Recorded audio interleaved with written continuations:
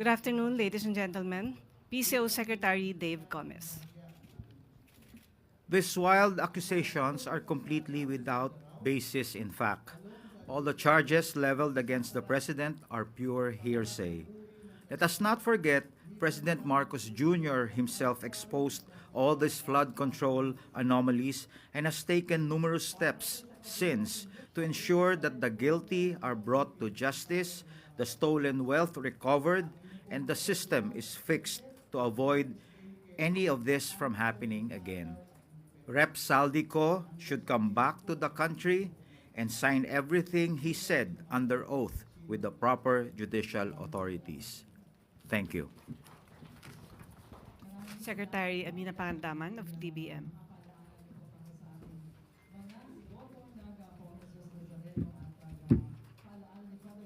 Magandang hapon po sa ating lahat.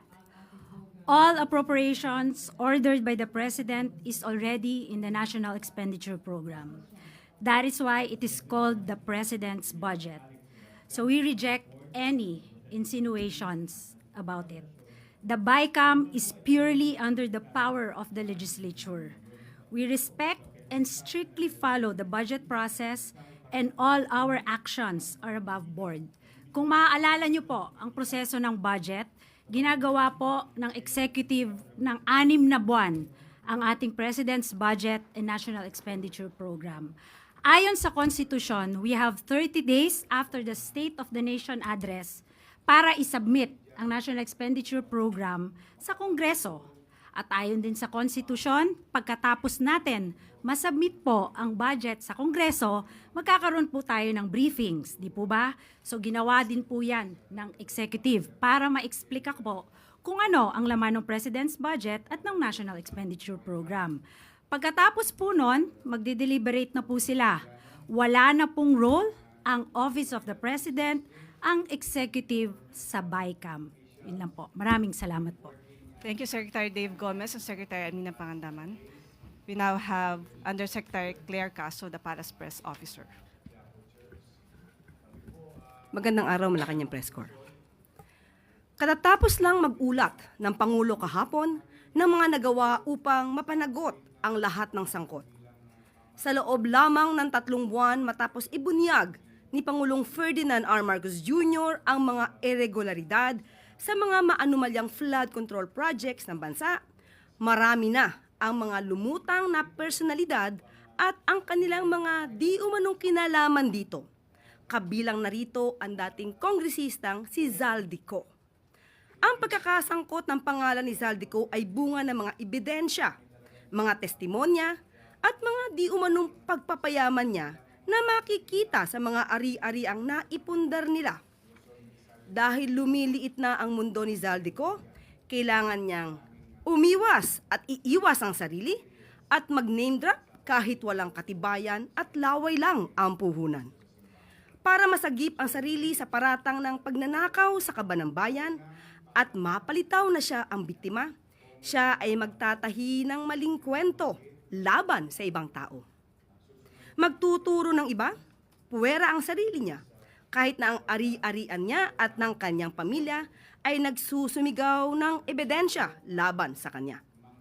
Ang kanyang naging pahayag, mas nagbunga pa ito ng maraming katanungan imbes na sagutin ang kanyang papel dito sa sinasabing anomalya. Lahat ng mga sinasabi ni Zaldico ay pawang mga imbento lamang, walang basihan, walang ebidensya. Umuwi muna siya sa Pilipinas at sumpaan ang kanyang mga sinabi at harapin ang mga demanda o kaso laban sa kanya. Pakatandaan natin, nagsimula ito sa sinabi ng Pangulo sa kanyang Zona 2025. Mahiya naman kayo. Bakit niya pasisimulan ang malalimang pag-iimbestiga? Mag-establish ng ICI, Independent Commission to investigate the anomalous flood control projects and other infrastructure kung ang Pangulo ay may kinalaman dito. Logic, hindi ba dapat na iiwasan niya ang issue nito kung siya mismo ang mapapasok? Ang investigasyon na sinimula ng Pangulo ay unti-unti nang nagbubunga. Malinaw na ang mga pangyayari. Papalapit na ng papalapit, tayo sa katotohanan. Kaya't pinipilit ilihis upang makaiwas ang mga tunay na may sala sa katarungan. At handa na po akong tugunan ang inyong mga katanungan. Maricel Halili from TV5. Yusek, magandang hapon po. So ano po ang plano natin kay Congressman Zaldico? Because I understand ang sinabi ni Presidente, we cannot cancel his passport. Pero ano po yung plano natin ngayon para mapauwi siya dito sa Pilipinas? Ito po ay nasa kamay na rin po sa ating pagkakaalam ay may pending na po mga complaints na naisampa sa kanya. At sana po ay mapabilis na rin po ng ombudsman ang mga pagresolba sa mga kaso na ito at kung sila ay makakapagrekomenda, kung ano man naman i-recommend nila for dismissal or for filing of the case to the Sandigan Bayan, sana mapabilis na rin po. Kasi ang taong bayan po ay naghihintay na rin ng mabilisang aksyon. Hindi po siya mapapauwi sa ngayon dahil ang naaayon po sa batas, ang hindi pa po nakakasuhan at tinuturing na pugante dahil wala pa pong warrant of arrest na nai-issue ang court o kaya ay siya naman ay hindi pa naman convicted at siya'y tumakas. At hindi natin masasabi na yung kanyang passport ay naisagawa at nai-issue ng, through a fraudulent act. So wala po pa kasi basehan para mag-file ng petition or application for cancellation of passport ni Zaldico and DOJ at malamang po madismiss po ito ng korte kung hindi po bibigyan ng basehan sa pagkakansela ng passport. Meron po kasing mga opinion like that of Senator J.V. Ejercito na once na considered as a national security threat, pwede naman na pauwiin at kanselahin yung pasaporte kahit na wala pang direktang kaso. Do you consider him as a threat or at least a Ang kaso po na ipapataw sa kanya or malamang na maisa pa sa kanya ay patungkol lamang po sa graft and corruption, maybe plunder, hindi po natin alam kung ano magiging kaso dito. But hindi po ito sa ating palagay ay makukonsidera na issue about national security. So yun po. Sunod na tanong mula kay Raquel Bayan, Radyo Pilipinas. Yes, sir. Good afternoon. Isa po din sa mga accusation ni Zaldico, si Pangulong Marcos umano po, yung nag-utos ng 100 billion peso insertion, na karating na po kaya ito kay Pangulong Marcos. What was his reaction po? Opo, at ang updated naman po ang ating Pangulo at katulad naman po sinabi ni Secretary Mina, hindi po obligasyon at wala pong papel ang Pangulo sa sinasabing insertion. Sabi nga po nila, kung ang Pangulo, ayon na rin sa sinabi ni Zaldico, ay hari daw. Bakit po kaya sa insertion pa ilalagay 100 billion pesos kung pwede naman po itong isama mismo sa NEP? So doon po ay katakataka at alam natin na mukhang may gumawa ng kanyang salaysay. At mukhang hindi niya naiintindihan ang kanyang mga sinasabi ron. Sunod na tanong mula kay Ivan Mayrina, GMA News. Microphone, please. Hi, Yusek. Kaugnay sa tanong ni Raquel, na nung napag-usapan ho ninyo ito ng Pangulo, what was his reaction? Galit ba siya? Is he more determined now to have former Congressman Zaldico be made to go back to the Philippines para ho maimbestigahan yung mga sinasabi niya? Katulad ng sinabi natin, at sinabi po ng Pangulo kahapon, ang pagsasampa po ng kaso ay hindi pang optics lang. Kailangan po talaga ng ebidensya. Hindi po ibig sabihin kapag siya ay dinamay, at alam po natin, at alam din po ng Pangulo na siya ay walang kinalaman dito, at siya pa po mismo ang nagsimula ng pag-iimbestiga ng mga maanumalyang flood control projects, hindi po siya nababahala dahil alam po niya ang katotohanan at kami po mismo ang magbibigay sa inyo ng mga detalye para malaman po ninyo ang mga sinasabi ni Zaldico ay pawang katang-isip lamang. Ito ho ang unang pagkakataon na nagkaroon ng direct accusation against the President. Again, siya po ba'y nagagalit? Or is he not taking it seriously dahil tulad na nabanggit ninyo, sa tingin niya hindi totoo? Hindi po natin masasabing hindi niya to siniseryoso. Ang akusasyon, kahit ano po ang mangyari, maaaring may maniwalang tao. Kaya po ngayon pa lamang ay binibigay namin sa inyo kung ano pa ang katotohanan. At hindi natin siguro masisisi si Zaldico dahil alam natin na lumiliit ang kanyang mundo. Kaya nga ang sabi po natin sa kanya, siya po ay maaaring umuwi rito, mas magandang umuwi siya rito, at kanya po itong isalaysay dito mismo sa bansa, harapin niya ang kaso niya, humarap siya sa notaryo publiko, na lehitimong notaryo publiko, hindi kung saan-saan lang nakukuha, para naman mapatunayan niya ang kanyang mga akusasyon. Dahil mismo sa kanyang mga sinabi, kung ito po ay inyong nabasa, ang dami pong mga inconsistencies. Sorry, panghuli po. Is the President willing to guarantee the safety of the former congressman? Kasi nagpahayag siya ng pagkabahala na ayaw niya umuwi dahil daw sa banta sa kanyang buhay. Unang-una, hindi po ba dapat siya ang magpatunay kung may banta sa buhay niya? Saan po niya nakuha itong mga idea na to?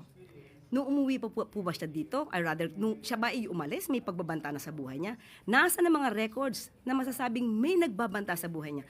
Dapat niya po munang patunayan yan bago niya ibuka ang kanyang bibig.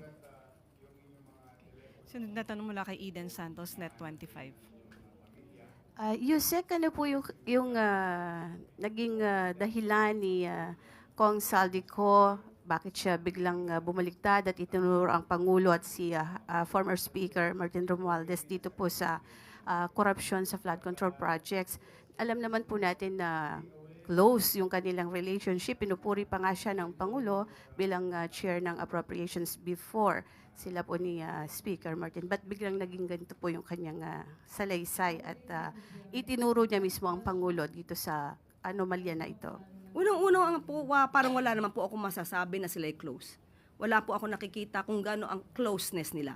So maaari, pagdating sa trabaho, sila ay nagkakausap, pero kung sasabihin niyo po ang kanilang relasyon ay close, hindi po yan natin masasabi at wala pa po makakapagpatunay ng ganyan.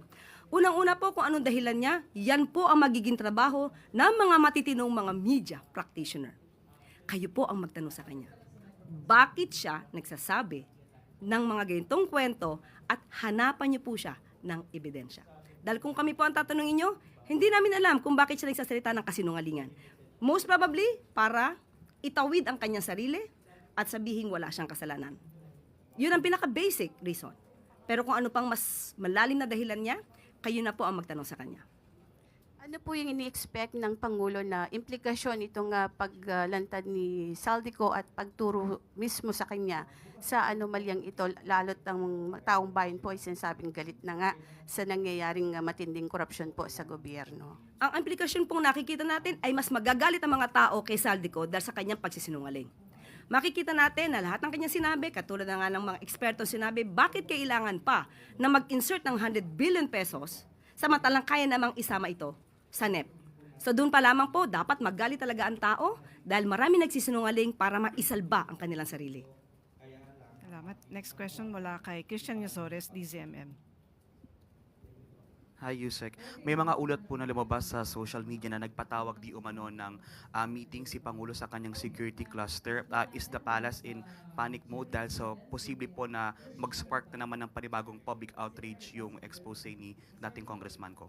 Wala po ako nabalita ang ganyan. At ako sino po ang nagsabi niyan, muli, patunayan po niya. Tayo po nga ay dapat napunta ng Intramuros Hindi po ba? At meron doong event. So wala pong panic mode na tayong pinag-uusapan. Kailangan lang po nating magkaroon ng press briefing ngayon para po maipaliwanag sa mga kababayan natin kung sino ba talaga ang nagsisinungaling. So Mr. Saldico, mas maganda po umuwi kayo dito. Kung maaari, sabayan nyo na rin po yung mga, ibang mga fugitive na nagtatago sa ibang bansa. Last two questions. First from Katrina Domingo, ABS-CBN. Undersecretary, ano po yung balak ng palasyong gawin to address Zaldico's accusations? Aside from denying it, does the palace intend or the president intend to file charges against him? Depende po. May part 2 pa, sabi niya. Abangan ang part 2. Parang part 1 pa lang to. So malamang gagawa na naman to ng panibagong kwento dahil nadinignan niya kung anong sinabi natin. So abangan natin kung ano na namang tahitahing kwento ang inyong madidinig mula sa kanya. Kaya, be cautious. Now, follow-up question. As mentioned earlier, Zaldico's statements might spark a fresh outrage from the public. How concerned is the president with the upcoming INC rally over the weekend? Alam ko naman po na ang mga miyembro ng INC ay matatalino, makadiyos, makabayan. So alam po nila kung sino nagsisinungaling at alam po nila kung sino ang tunay na nagtatrabaho para sa bayan. So yun lamang po. Tandaan natin, walang ganyang karaming air assets ang Pangulo. Last question mula kay Vance Fernandez. Good afternoon, ma'am. Do you have any idea who is behind this tell-a-lie accusation? May naiisip ba ako? Mahirap magsalita, pero minsan kayo mismo mag-iisip, sino kaya ang nasa likod nito? Yung mga obstructionists, destabilizers, o lumiliit lang siguro talaga ang mundo ni Saldico dahil siya po mismo ang naiipit sa mga aksyon na mismong siya ang gumawa. Thank you, Yusek Claire. Okay, go. Okay. Ma'am, last na lang po. May we have your reaction about the statement of VP Sara saying na paranoid na raw yung administration, especially now na madaming rally yung nangyayari, and yung pagkontra niya doon sa sinabi ng Pangulo about the status of our economy? Okay, unang-una po, paranoia. Ang paranoia, sabi po nila, ay direct cause ito ng emotional outburst. Meltdown. Hindi po nagme-meltdown ang ating Pangulo. Nagkataon lang po, syempre po, kapag ka po may mga issue, may nababalitaan, may mga nagre-report na di umanong may gustong magpabaksak sa gobyerno, ano po ba ang dapat gawin ng gobyerno? Matulog? Manahimik? Mag-relax? Kailangan po ito ma-monitor. Hindi naman po ibig sabihin na ito ay may katotohanan, but still, hindi po to dapat na tinutulugan. Patungkol po doon sa, again, Maricel, ano yung second? Sa economy, kinontra niya yung statement ni President. Sa ekonomiya. Tandaan po natin, inamin po natin na naaapektuhan ng economic growth. Bakit? Dahil sa marami pong naging kalamidad. At may issue din po patungkol dito sa korupsyon. At tandaan po natin, ang korupsyon na ito ay hindi lang sa panahon ngayon. Panahon pa po nung nakaraang administrasyon. Hinahanap pa po ang 33.5 billion pesos na patungkol po sa flood control master plan sa Cebu or Metro Cebu. Isa po ito na dapat imbestigahan. Nakakakos din po ito sa ating ekonomiya. Maraming anomalya na dapat nating malaman, pati yung mga ghost projects na inamin naman ng dating Pangulong Duterte. So lahat ng kalat nung nakaraan, ngayon po natin nililinis at malamang isa ito sa nagiging dahilan kung bakit nagkakaroon po ng hindi magandang epekto to sa ekonomiya. But ang pangako ng Pangulo, gagawin ang lahat, pati ang economic team, gagawin ang lahat para po mapaangat pa ang ekonomiya ng bansa. Yusek Claire.